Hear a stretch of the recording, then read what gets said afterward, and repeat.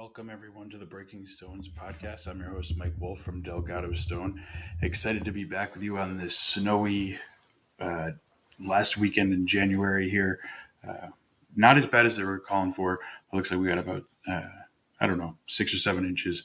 I know in the Northeast, along the coast, they're getting a little bit worse. But what better time to talk about snow than, or I'm sorry, what better time to talk about stone than on a snowy day here while a lot of us are stuck at home. But made it into the office to do the podcast and looking forward to it. Today, we're going to talk about some of the trends for 2022. And we have 5 stone trends that we're going to go over. And it's really interesting the way these trends have evolved or extended over time, right? And we've seen the outdoor living trend, the natural landscape materials several years ago. It wasn't a popular or frequently requested product for us. And then we started to recognize that was going to happen, and that's where we made an investment in Saw Shop and to create different landscape material and things along those lines. But really fun to follow along the trends that exist and also be a part of them, be a trendsetter, and that's one of the things that we look to do as we support our authorized dealers. But a lot going on in the stone world, as always. A lot of fun as we gear up. It's hard to believe that we're, I don't know, 50 days away from spring as I look out the window here and everything's covered in powder. So before you know it, we'll be talking about the heat, the pools, and getting ready for graduations or whatever else we got going on in the spring and summer, and um, hopefully, hopefully good times ahead. But I'm going to start with that outdoor living trend because it's got to be the most popular, certainly over the last 2 years. And while it was growing before that, the COVID pandemic, people being trapped at home, the uncertainty, um, it it really has changed the dynamic. I think more in how people view their home, and the amount of time they spend there, and that they may have to spend more time there than they initially thought, whether it's for their own safety or hopefully we don't go through more lockdowns or anything like that. But it is a possibility, as we've seen, and people want to be more prepared. And so it's interesting to see. We've seen people put in pools, we've seen people redo patios, kitchens, but the biggest ones that we've seen, and I'm going to roll this into our second one, but the patio and outdoor living space.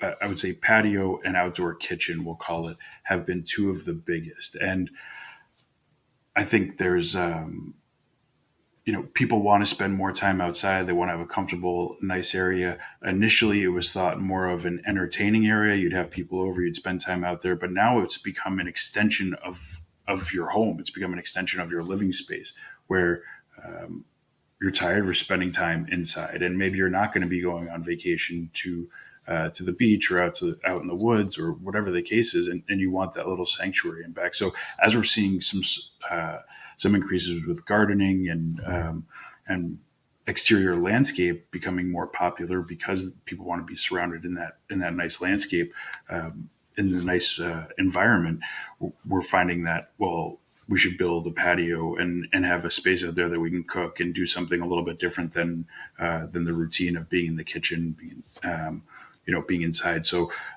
that's one of the more popular ones that we've seen. And the kitchens, the misconception is that these things are all incredibly expensive, right? And it's hard for us to define expensive. Everyone's going to have their own opinion on what expensive means. But there are ways that they can be done that are more affordable than others. And it's not cutting corners. It's just a matter of where you want to invest. If you need a big counter space, don't need a big counter space. If you want the barbecue to be anchored and locked in place with the veneer surrounding it, if you need a fire pit, if you don't want a fire pit, it really depends on what you're looking for. So I'm not going to go too much in cost because that's not really what what my specialty is, or the topic that's at hand. But thinking about the outdoor living space and how you could be creative and extend it make it part of your living area. So that's why we're seeing more people move to that. And with that, we're seeing more people using stone for their landscape, right? They want that sustainable, natural feel that goes with the backyard. They don't want it to feel manufactured or fake.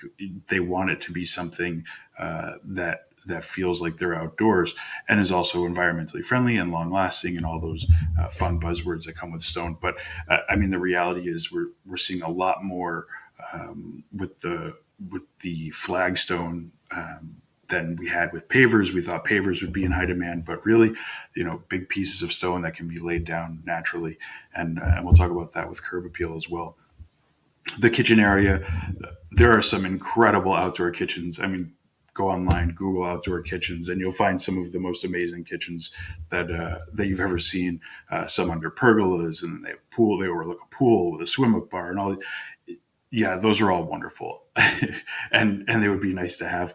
But the reality is that doesn't have to be the case. It doesn't have to be something that's grandiose and over the top and costs as much as your house, right? It can be something simple, and so we're finding that people are building a little stone kitchen area with a stone countertop, so that they can spend the time outside, cook outside, or at least do part of the cooking outside. So, it used to be only a barbecue out there, but now we're seeing stoves and different cooking services that exist that weren't so popular in years past. So it's really interesting to see that. But again, with that comes the exterior of it, and that's where we're seeing a lot of the stone. And again, with the countertops as well, it doesn't have to be a big piece. It could be something that just covers your counter and matches the stone that you're using on the patio, on the side of your house, on the exterior of the island that you're building or kitchen space. So I think that's part of the reason we're seeing that trend as well. Steps have been a big one for a while, and where this continues to be most popular, and it has been. For years we've seen it is really when you get into like the lakes region, and I'll give credit here. Stevens Landscape is one of the companies up in New Hampshire that we see doing a lot of landscape design work at these lake homes, and they use these boulder steps or large irregular steps, and they build them right into the hillside that go down to the lake or up to the lake, and it's really something special. Now, you might not be on the lake or have a hillside, right? We see it again more and more on the hillsides where there's a big area to cover, and you want a nice landing area. So, and they do beautiful work. I just saw one of their posts on TikTok, but every time I see it, I'm amazed.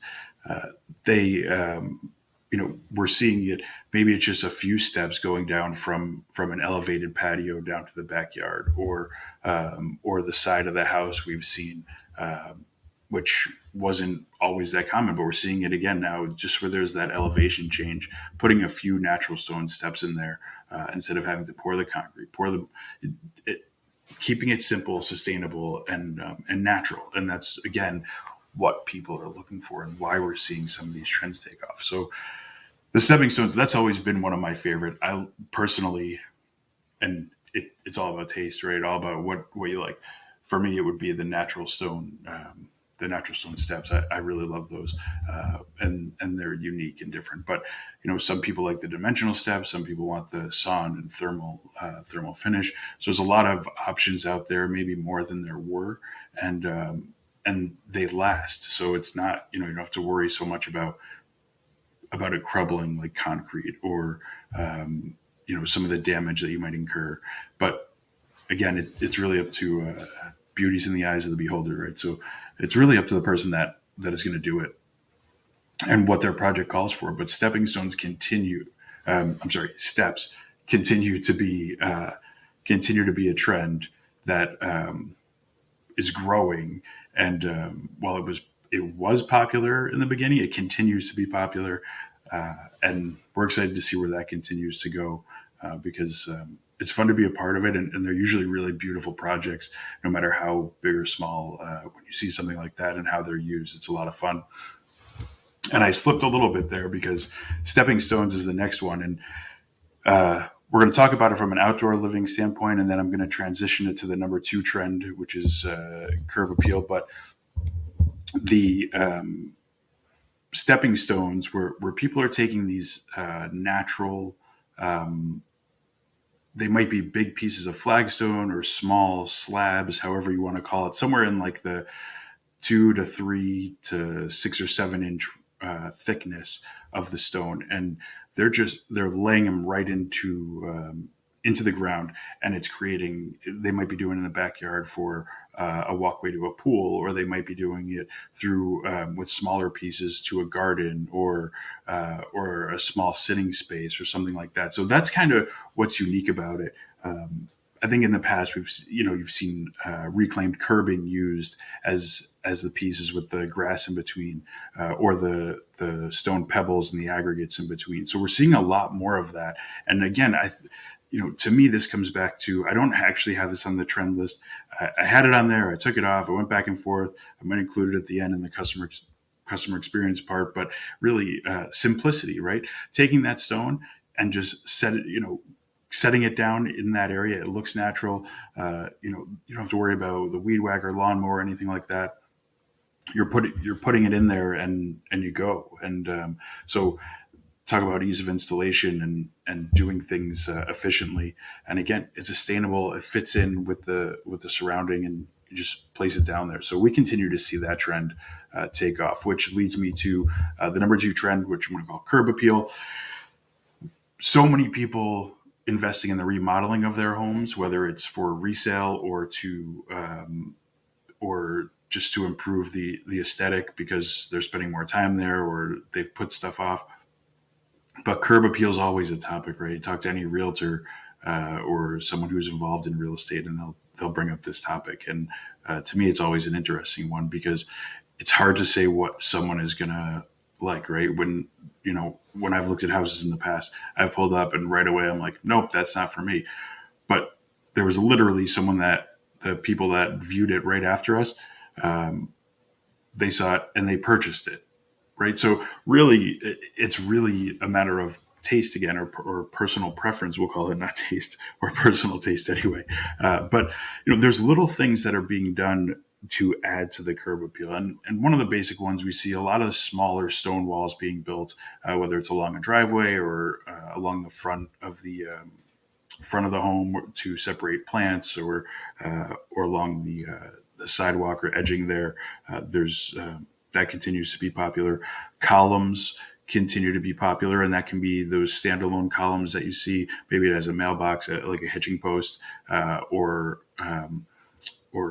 just a freestanding column that's decorative. Some of them have gates to the driveway, so we're seeing a lot of stone used for that. But these are small stone projects that add some value, but also some color and make your home stand out a little bit. And then we see the risers on the steps. Again, sometimes they're stone steps, sometimes they're not, but just the riser part going up the steps, add a little color and a little decoration. Is always nice. And going back to where we ended on the outdoor living side, that's the walkways. And we're seeing more and more, as we see on Instagram, right? And if you don't follow us, it's at Delgado Stone USA on Instagram. But really, we're seeing so many more of these walkways being redone with flagstone, and some of them are tightly jointed, and there's no space in between. Some of them are just like the stepping stones to the garden. They're placed strategically, and it's more of that natural walkway with the grass or pebbles or aggregates in between. But walkways continue to be a trend. I think because they require very little maintenance, they have that natural look. And you can work with the different sizes, but there's a lot of great ones out there when you go and check it out on Instagram or Pinterest or wherever you're going to see it, and the different types, right? Some of them use small flagstone, some of them use big flagstone, some are natural flagstone, some are sauna and thermal flagstone. It's really wild to see, and I always loved one of the looks where kind of you put reclaimed curbing, walkway. That's always been one of my favorites. But again, it's really up to everyone else or up to each individual person to decide what's best for them. But curb appeal and the popularity of adding a little aesthetic, we often see it on the the foundation of the home. If there's different kind of siding up there, so there's a lot of different ways that don't require a big investment, but and you can do it in pieces, right? It might be the columns, and then later on you're doing something, a wall to go with it, or you've done the wall and now you want to add the columns, or you want to put a mailbox post, whatever it is, a lot of different things. Moving along, the third most popular trend that I'm seeing is domestic versus imported. There are a variety of reasons. I don't want to go down the supply chain route. I'm going to say that is one of the reasons. The uncertainty and delays in importing, along with the increased cost, right? One of the values used to be the price of imported material, but that's changed where the imported material is about the same. It could be a little bit less, maybe a little bit more, or right around the same as the domestic material. So, you know, we're seeing that more people are shifting to the domestic material. I think part of it again is a sustainability, right? You're not shipping it, you're not taking it from one part and putting it on a truck and then a container and then another truck, and then by the time it gets there, I think a lot of people are interested in, well, where does this stone come from? And there's the stone has a story behind it, right? It comes from a local quarry, or it comes from here. For us, a lot of the material, I would say 95% of the materials within 150 miles of our facility. So we're finding that people are interested in that. It usually means that there's less of a lead time, or a more predictable lead time, which again is very important. We're finding at our dealers, the ones who have material in stock seem to be winning more projects, and I don't want to say people don't care when they get to the place they want to buy. They have an idea in mind, but there are some alternatives that are very close. So if they don't have exactly what they're looking for, and the option is, well, I can wait 8 to 10 weeks for it, or I can get it. I can get this alternative right now, and it's pretty similar. They're probably, in a lot of cases, they're willing to make that sacrifice. But again, that's up to each individual. And we've imported stuff. There's equipment that we've had to bring in to go, or parts, I guess, to go with our machines. And there are times where the material sits at the port, and you don't know when they're going to release it, right? You're sitting there waiting. It clears customs, and you're just waiting and waiting and waiting. And we talk about service a lot, and the last one, customer experience, we'll get into, but not being able to give an answer and when it's going to start, that's frustrating for the project owner, the contractor, the builder, for everyone involved. And I've been in that position, and it's stressful on our end as well. So you never want to disappoint someone and say, look, but the reality is I don't know when it's coming in. So I think when you look at domestic versus imported, a lot of it has to do with the increased cost on the imported material. Certainly the quality is always something to pay attention to. A lot of people aren't aware of that. It looks nice, but what about the durability? How long will it last? Is it impacted by our climate? Those different things. And again, the uncertainty on availability. Is another country going to shut down, or the port's going to close because of everything that's going on in the world? So I think we talk about it, control whatever you can, right? Being in control of certain things. So maybe that's part of it. But again, to each their own, and we always love when our projects are local, and proud of the materials that we source locally, and being made in the USA. So maybe I'm a little bit biased there, but we have seen an increase in requests and architectural specs for domestic material versus the imported side. The color range now, and this is the fourth trend I'm going to talk about, color range. Earth tones, seems like earth tones never go out of style, right? We sell a lot of fieldstone. A lot of our Old New England rounds are our second most popular product that we offer. there's always, they're building a cabin or it's rustic, the earth tones win out. But we are finding the blue and grays becoming more popular. And, it's easy for us on our end. We sit there and watch the trends with 100+ dealers in 26 states throughout the country, because a lot of it has to do with geography. I'm a data geek. I'm always interested. What stone is going where? Why is someone ordering this? What's this? Can they not get it in this area? Do they want something different?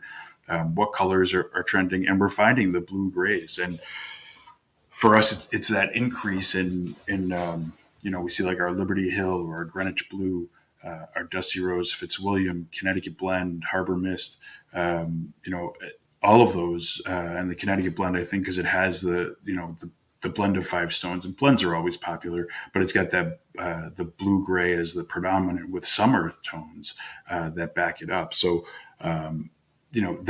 that's really that's always our most popular product. But we're finding more and more requests when people call in, when they get to us in the chat on our website, when dealers reach out, or architects, what do you guys have that's in the gray family? We're looking for gray or blue gray or mostly gray, and so we're finding that to be the trend.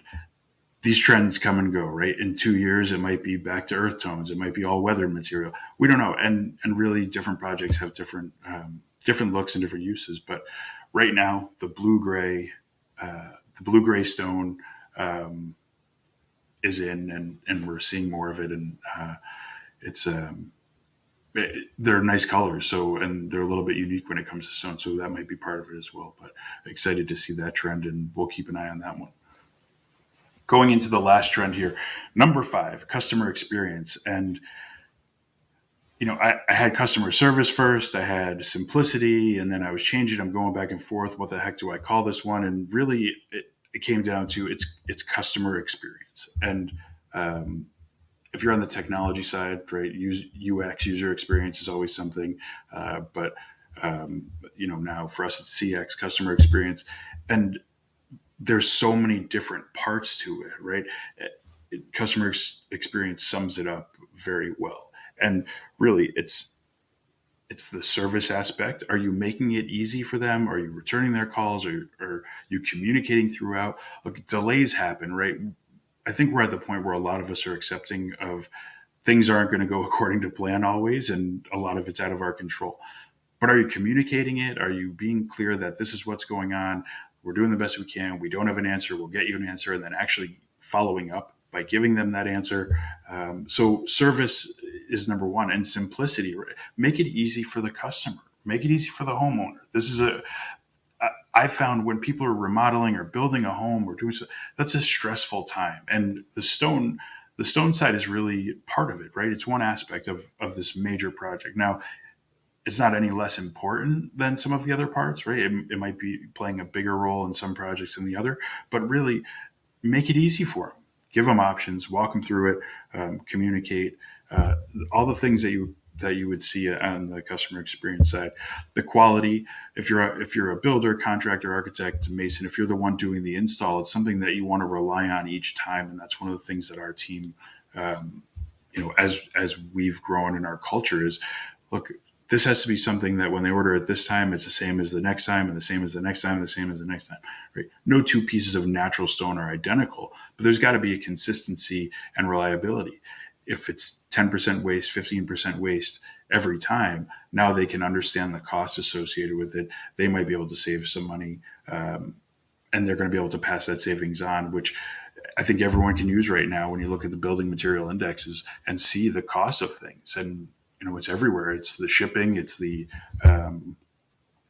shipping side, the cost of fuel, the cost of labor, the cost of material, everything. Everything's gone up, and so being able to have that quality and reliability is so important. And you got to make sure again that you're communicating that if there is an issue. And stock. I talked about it earlier when we talked about. I think on the domestic versus imported, I don't remember exactly, but the stock material, having the availability to get the project started and keep up with the project, that's important. Or being able to say, look, these pallets or this material has been allocated to a different job, or someone's already purchased it, but here's when we can get it for you, or we have more coming in at this time, we have more on order. And that goes back to the communication side. But having material available when people want to buy it. And, as much as technology is evolving and playing a bigger impact in our industry, right? The people don't necessarily point and click and buy, a pallet of stone online without seeing it in person. So if you have it there, you have a better chance of winning that job. And that's part of the service, providing that service of having the material for the customer. And, it's the same thing on our end. For right now, everything's made to order, but at some point you want to get to inventory where a customer calls and says, yep, we have that. And it goes right out. So the entire customer experience, how can you make it a more enjoyable experience for them? Take away some of the stress, and really that's gonna be where you get the recommendations. Make it easy for them to do research. We're all busy, so if you have a good website and you have that information online where someone's comfortable going to that, and you can demonstrate your expertise without them having to call you 6 or 7 times, providing all the information at once. Then they call you that one time, and it's, yeah, this is what we want. We've done the research. You guys are clearly the experts in this. You know, we want to buy from you, and that's a big part of it. So again, so many different. I could go on and on with these trends, but these are the 5 that we're seeing right now as we, we're days away from going into February, and there's the opportunity where, okay, outdoor living, we know it's going to be springtime soon. We know that's pavers and retaining walls and all of those things right before you're dealing with that stuff, and then you're looking at the outdoor living, kitchens, patios, pool areas as we head into summer. So it's going to continue to go, and hopefully things get better in terms of supply chains and materials and pricing. But we're looking forward to it, and I just want to say thanks for everyone who joined us today, and we are excited for the 2022 season. Those are your 5 stone trends, and we'll catch you next week.